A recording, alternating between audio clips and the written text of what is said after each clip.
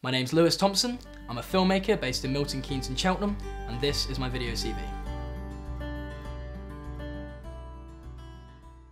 My first paid shoot was when I was 12 for a little local business, and since then I've just continued to try and develop my skills and work with different clients on different projects, whether it be weddings or commercials or short films.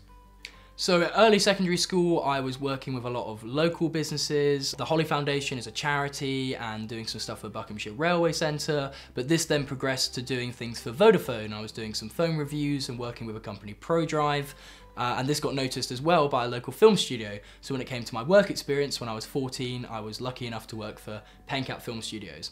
This was a great opportunity because I got to use Red cameras and Sony cameras and really learn how to use things like After Effects and work in a real studio with a mixing desk, and we worked on music videos and other more high-tech reviews.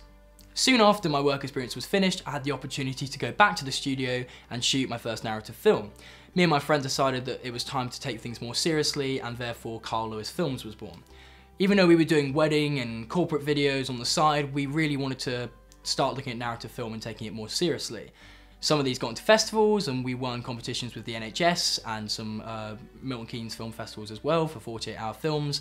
Throughout these different films we made over the next few years, I wanted to try a different set of roles, just because at a young age I didn't want to lock myself into one type of filmmaking.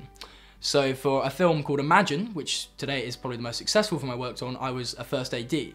Not only was this my first experience of being a first AD, but it was my first experience of a full crew. We had 20 different people, some of them worked on Hot Fuzz, Doctor Who, we had lecturers, and we had lots of different adults with different skill sets.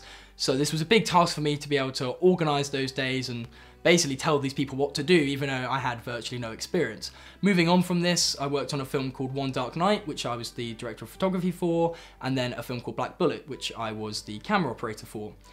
I soon realised that my main passion, which it had always kind of subtly been there, was in the camera department. It's where my skills were best, my sort of technical knowledge merged with my creativity, and I felt I could kind of express what I wanted to in filmmaking better through this department.